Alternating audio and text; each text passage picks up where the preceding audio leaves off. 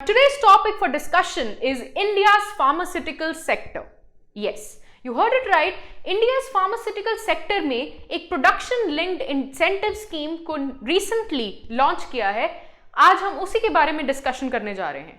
But before I proceed to that, I would like you to enlighten to some numbers which are related to your pharmaceutical sector.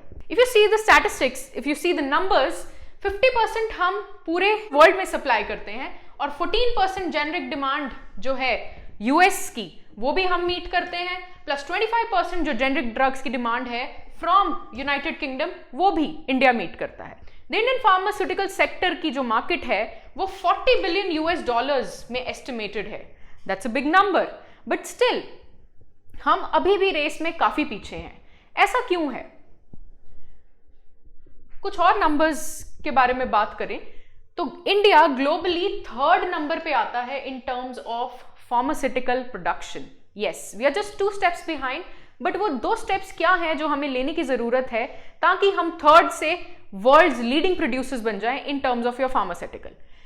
आपके covid pandemic में हमने major drug supply का काम किया है to whole of the world in various agencies, but despite of all that हम अभी भी 3rd नंबर पे हैं. ऐसा इसलिए है क्योंकि हम चाइना से अभी भी बहुत सारा जो इंपोर्ट है वो अपने रॉ मटेरियल में कर रहे हैं.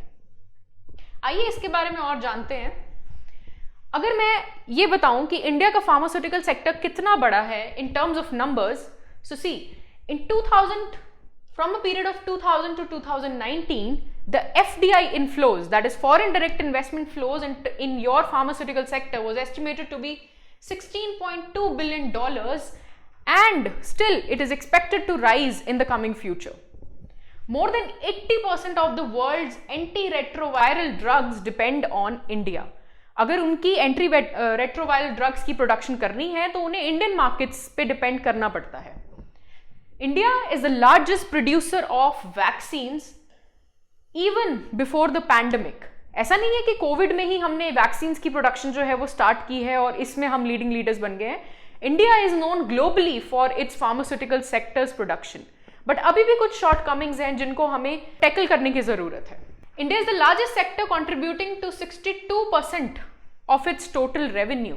इंडिया का जितना भी रेवेन्यू आता है उसमें 62% शेयर जो है वो बायोफार्मा सेक्टर से आता है. So this sector automatically becomes very important. It is estimated that medical tourism in the country can grow to $9 billion. What is medical tourism? Medical tourism is basically people who come for educating themselves from abroad in India. उससे हमारी जो income है वो foreign की जो currency है उसमें grow करती है.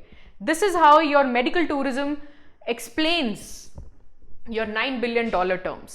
तो ये जो ग्लोबल मेडिसिन का जो सिनेरियो है या ये जो ग्लोबल फार्मास्यूटिकल सेक्टर है वो is estimated to grow by this. अब बात करते हैं आपकी प्रोडक्शन लिंक्ड इंसेंटिव स्कीम की.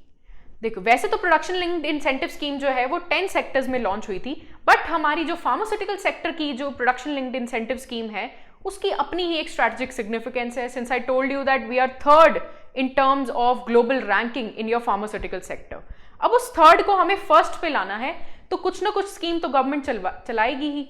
उसी स्कीम को आगे बढ़ाते हुए ये production linked incentive scheme was being launched, and इसके अंदर वो जो आपकी रॉ मटेरियल्स की प्रॉब्लम है, सी मेडिसिन बनाने की कैपेसिटी तो हम होल्ड करते हैं, बट जो रॉ मटेरियल बनाने की कैपेसिटी है या रॉ मटेरियल अरेंज करने की कैपेसिटी है वो हमारे इंडिया में मिसिंग है.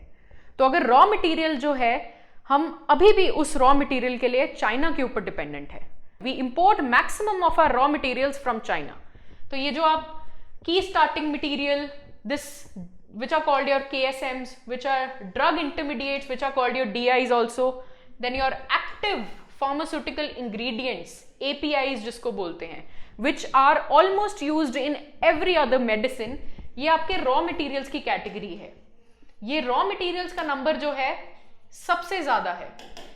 इसी को हम चाइना से आज की डेट में इंपोर्ट कर रहे हैं, which is why we are still a trade dependent economy on China.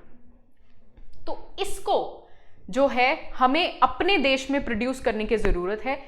इसी के लिए गवर्नमेंट ने PLI स्कीम्स जो है वो लॉन्च की थी. बेसिकली ये आत्मनिर्भर फार्मास्यूटिकल सेक्टर का एक इनिशिएटिव था जिसमें फॉरेन कंपनीज को बाहर से इनवाइट किया गया था कि आप आके इंडिया में इन्वेस्ट करो, इंडिया की इकोनॉमी में ये जो रॉ मटेरियल्स हैं उसको प्रोड्यूस करो and we will give you incentives for that. But still, despite of all this, we still have many shortcomings in this scenario. See, it says it invites foreign companies to set units in India. However, it also encourages local companies to set up or expand the existing manufacturing facilities. ये वही बात है जैसे अंग्रेजों के time पे अंग्रेजों ने हमारी कंट्री के जो इंडियन हैंडीक्राफ्ट्स थे उनको तो एक्सप्लॉइट किया ही था, बट ब्रिटिश मेड गुड्स को यहाँ पे प्रमोट किया था because British made goods were cheaper as compared to handicrafts. आज की डेट में मैन्युफैक्चरिंग में भी सेम सिनेरियो चल रहा है. हमारे यहाँ जो हमारे कंट्री में प्रोड्यूस्ड गुड्स हैं उनके अंदर प्राइस कॉम्पिटेंसी की कमी है. एज इन हम चाइना को कंपटीशन देना तो चाहते हैं, बट हमारे यहाँ जो भी गुड्स प्रोड्यूस होते हैं उनकी जो कॉस्ट है वो बढ़ती जा रही है. अब वो कॉस्ट इसीलिए बढ़ती जा रही है क्योंकि कहीं ना कहीं हमारे यहाँ जो टेक्नोलॉजी है वो थोड़ी पुअर स्टेट में है. But before I proceed to this point, I would like you to substantiate the PLI scheme further. PLI scheme में जो इंसेंटिव्स हैं वो 2020 से लेके आपके 2029 तक चलेंगे, as in for a period of approximately 9 years. अब इसके अंदर इन्होंने 3 कैटेगरीज को डिवाइस किया है, जिसके अंदर कैटेगरी 1 में आपके बायोफार्मास्यूटिकल्स, कॉम्प्लेक्स जेनेरिक्स, पेटेंटेड और ऑर्फन ड्रग्स इंक्लूड होंगे. कैटेगरी 2 में आपके APIs, KSMs और DIs, जो भी कंपनी आके इन सबको प्रोड्यूस करेगी उसको यहां से इंसेंटिव मिलेगा बाय योर सेंट्रल गवर्नमेंट. अब जो भी फर्स्ट और सेकंड कैटेगरी में से बच गए हैं वो आपकी कैटेगरी 3rd में चले जाएंगे, जिसमें आपके obviously autoimmune, anti cancer या एंटी रेट्रोवायरल और योर कार्डियोवेस्कुलर ड्रग्स और योर डायग्नोस्टिक डिवाइसेस, ये सब प्रोड्यूस होंगे. But despite of all this, we are still able to not match the numbers as compared to China. अगर PLI in pharmaceuticals की बात करें तो हमारे यहाँ हम चाइना की से जो APIs प्रोड्यूस होते हैं उसके कंपैरिजन में हम चीपर ऑल्टरनेटिव्स प्रोड्यूस नहीं कर पाए हैं. तो आज की डेट में हमारी सबसे बड़ी रिक्वायरमेंट बन जाती है कि हम जो अपने APIs हैं उनकी कॉस्ट को कंपैरेटिवली कम करें और अपने एक्सपोर्ट्स को ज़्यादा करें. Then only we can compete with China. आगे बढ़ते हैं. PLI scheme needs to be modified in order to attract a lot of interest of the countries who were dependent on your China for meeting their requirements. देखो, हमें अपनी policy को थोड़ा सा modify करना पड़ेगा in order to attract more investment in our manufacturing sector in terms of this pharmaceutical sector. But हम ऐसा कर नहीं पाए हैं, रिस्पॉन्स उतना मैसिव नहीं आया है. हमने अपने APIs की कॉस्ट को कम किया है, बट वो कॉस्ट इतनी कम नहीं हुई है कि हम चाइना के रेट्स को मैच कर पाए. इफ यू लुक हियर, जो चाइना की जो रॉ मटेरियल प्रोडक्शन है as in case of APIs और योर DIs और एनीथिंग, वो 35 to 40% जो है वो चीपर है as compared to the Indian produced alternatives. तो ऑब्वियसली जो चीज 35 to 40% सस्ती होगी, people will cater to that business only. तो हमारा एम जो है हमारी PLI स्कीम का वो ये होना चाहिए कि हम प्राइस कॉम्पिटेंसी को अचीव कर पाए. If we are able to do that, definitely will be the world leaders in pharmaceuticals in the coming future. If I see another scenario, अगर मैं टेक्नोलॉजी की बात करूं तो PLI स्कीम में एक बहुत मेजर चीज मिसिंग है, that is your technology parameter. PLI scheme कहीं भी टेक्नोलॉजी की बात ही नहीं करती है. अब सवाल ये उठता है कि चाइना अगर 35 to 40% चीपर ऑल्टरनेटिव्स प्रोड्यूस कर रही है तो वो किस सेंस में कर रही है? वो 35 to 40% जो चीपर ऑल्टरनेटिव्स प्रोड्यूस कर पा रही है, that is because of efficient technology.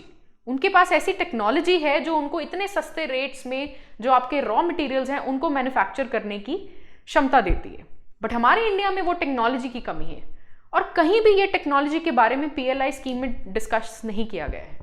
As rightly pointed out here, the APIs, DIs or your KSMs manufacturers will not be able to beat Chinese counterparts just because of the lack of technology component in your PLI scheme. अब जो new manufacturing facilities लाई गई हैं जो कि businesses को sense देती हैं to meet their ideal capacities, पर वो आइडियल कैपेसिटीज तभी यूटिलाइज होंगी जब उनके पास बिजनेस आएगा। हमारे यहाँ बिजनेस की ही कमी है, तो वो जो आइडियल कैपेसिटीज हैं उनका कोई यूज नहीं बचता है उसके बाद। So this is another major issue that our PLIs are suffering with. We really need to utilize our existing and the underutilized capacities to elicit a better response in our pharmaceutical sector for the coming futures. Then PSCs also should be tasked with the production. जो public sector enterprises हैं उनको भी जो APIs हैं या जो DIs हैं और योर KSMs है उनको प्रायरली डील करना चाहिए और उनके अंदर प्रोडक्शन में फैसिलिटेट करना चाहिए। That is also another good alternative that how we can facilitate our PLI scheme. आगे चलते हैं। PLI स्कीम एक स्टैंड लोन मेजर नहीं है, एक बहुत बड़ा कंपोनेंट जो है PLI स्कीम में मिसिंग है, that is your MSME sectors. जो आपकी PLI स्कीम है ना वो लार्ज सेक्टर्स पे फोकस करती है, बड़ी बड़ी फर्म्स पे फोकस करती है। बट आपकी जानकारी के लिए बता दूं कि जो आपकी MSMEs हैं, as in your micro small and medium enterprises, ये आपकी 3/4 प्रोडक्शन के लिए रिस्पॉन्सिबल है फार्मास्यूटिकल्स की इंडिया में। बट PLI में इनका कोई मेंशन नहीं है। That means your large firms are taking control of the pharmaceutical sector in terms of your PLI scheme. तो इस सेक्टर को ऑटोमेटिकली इग्नोर कर दिया गया है, which is again a big drastic step in your PLI scheme. Moving on, अब budget 2022 में pharmaceutical sector की ग्रोथ के लिए Nirmala Sitharaman has announced this particular pharmaceutical sector as sunrise opportunity sector. इनका ये कहना है अगर इस सेक्टर में हम ग्रोथ को प्रमोट कर पाते हैं तो आने वाले टाइम में हम इनकम को जनरेट कर पाएंगे, हमारी पॉपुलेशन में एम्प्लॉयमेंट अपॉर्चुनिटीज को जनरेट कर पाएंगे, ऑल इन ऑल हम आत्मनिर्भरता को प्रमोट कर पाएंगे, as rightly said here, sustainable development को प्रमोट कर पाएंगे।